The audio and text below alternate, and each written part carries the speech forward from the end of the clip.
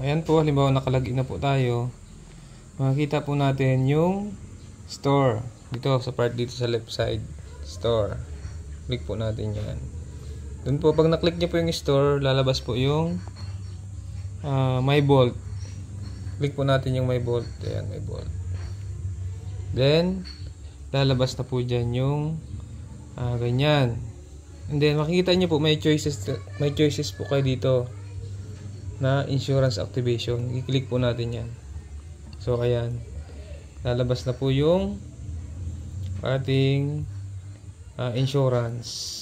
So, ayan. Date purchase. Makikita nyo dyan kung kailan kayo nag-purchase nung ano ninyo. Nung enrollment package kasi yan din yung date ng ano ng ilalagay sa insurance. So, kailangan po i-activate natin kasi nakalagay dito ayan activate. Ibig sabihin po kapag nakabili kayo ng insurance, kailangan i-activate kasi nga pag hindi inactivate, ibig sabihin hindi mo pa siya parang hindi pa po cover ng insurance kasi nga hindi pa siya activated. So, activate na natin para makita natin kung ano lalabas dito kasi first time ko lang din itong gagawin. Let's go. So, yun. Meron po pala tayong lalabas na insurance ID kapag inactivate, and then ayan kung ano yung binili natin nakalagay dyan sa right side, and then pipil up pa natin ng pangalan natin. Dapat po siguraduhin natin yung mga mga information na ilalagay natin kasi mahalaga po ito kasi in case na gamitin natin baka may mali tayong spelling, magka-problema. So double check natin. So ito po ay sa sarili ko ipapangalan sa sarili ko. First name, caps lock natin, Jeffrey.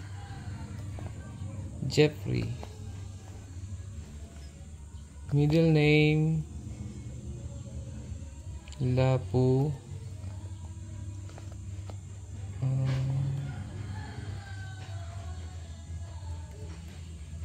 Ayan, Lapu Manalo. Check natin, Jeffrey Lapu Manalo. Birthday. Yun. Set.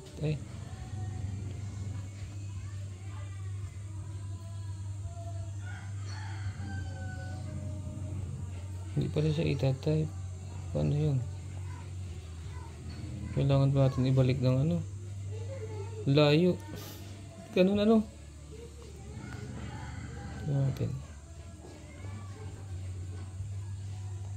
Ganun talaga. Layo. Ayan mga partners. Saka dito na tayo sa date of birth. Nalaman yung birthday ko May 29 1991. Ayan.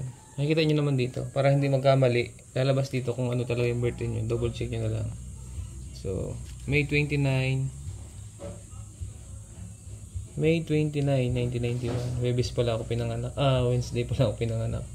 So, click natin yung set. Okay na. The sex, mail, then contact number. Ito, mahalagang information itong hinihingi dito. So, kailangan tama palagi. 090714448234. 0907144824. Email address. So, yung email address. So, ayan, lagay natin yung email address. So, mas maganda niyang gamitin lagi yung active na email address niyo. And then, lagay natin yung address.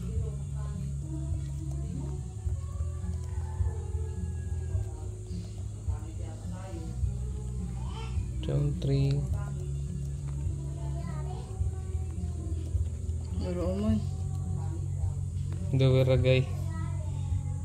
Lower Omon, Camarines Sur. Zone 3, Lower Omon, Ragay, Camarines Sur.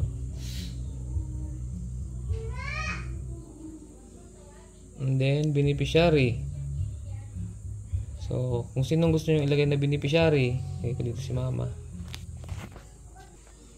Remedios.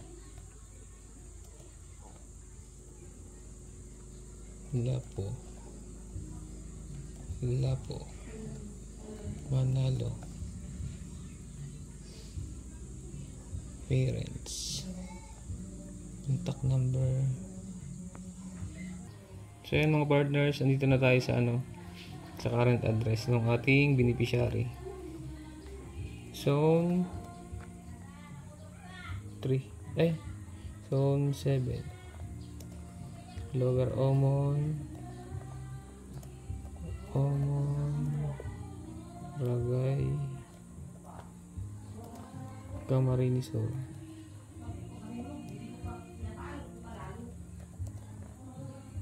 So ayan, double check na natin pataas or sa taas tayo magmula para kailangan natin double check to para wala tayong maging problema pagdating ng araw. So ayan, Jeffrey Manalo, Napula po, may 29, mail, number ko 0907-144-8234, email address Jeffrey Manalo, and then yung address ko Zone 3 Lower Omon, Ragay, Camarines Sur. Beneficiary ko ay si mama. Remedios Napula po, Manalo. Parents, and then contact number, yung address niya. So tama naman lahat. And then kailangan nating i-click tong add beneficiary. Ayun, mas nalaman natin kasi pwede pa lang dalawang beneficiary. So ilalagay ko na lang dito yung anak ko. Ito yung panibagong kaalaman na naman kasi pwede pa lang dalawa yung beneficiary mo dito sa insurance natin. So ilalagay natin na second beneficiary natin ay yung anak ko.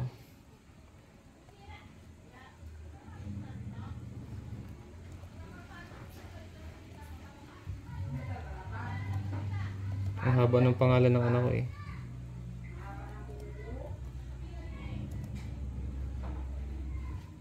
Manalo.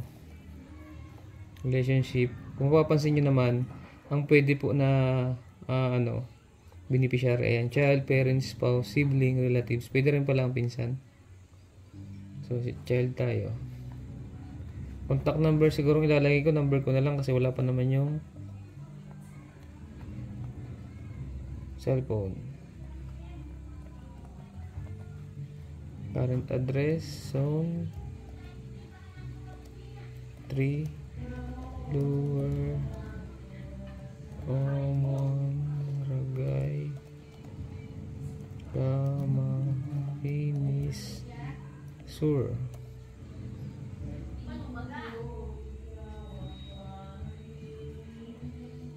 Ito na Ayun, Zone 3 Lower Omon, Ragay, Camarines Sur. 0907-144-8234. Carl Makael Manalo. So na-fill up na po natin yung second beneficiary. And then sa pinakababa po may activate. So tingnan natin kung ano lalabas. Ayun, ito maganda doon kasi bago siya ma-activate talaga, pinapa-double check pa rin sa iyo. Activate insurance policy. You are about to activate this insurance policy. Please make sure you have reviewed the client's details and verified the payment. Are you sure you want to proceed? So ayan, Jeffrey, middle name Lapu-Lapu Manalo, mail May 29, 1991, email address, contact information nandyan, address, beneficiary. So ayan, madodouble check nyo naman dito. Kaya kung may mga mali pa, pwede nyo i-cancel din, may edit nyo. Zone 3. Ayan, tama naman lahat. Kaya ang gagawin natin ay confirm and activate. Ano kayang lalabas dyan? Baka pera na. Turbo! Yun! May lalabas pala dun sa taas na hindi nakunan ng camera. May lalabas po dito sa may taas na to na success yung natin, activation. Hindi lang nakuna ng camera kasi nakababa kanina dito. Ilalabas po dito sa right side na success yung ano natin, activation ng insurance. So, yun lang naman. Okay na.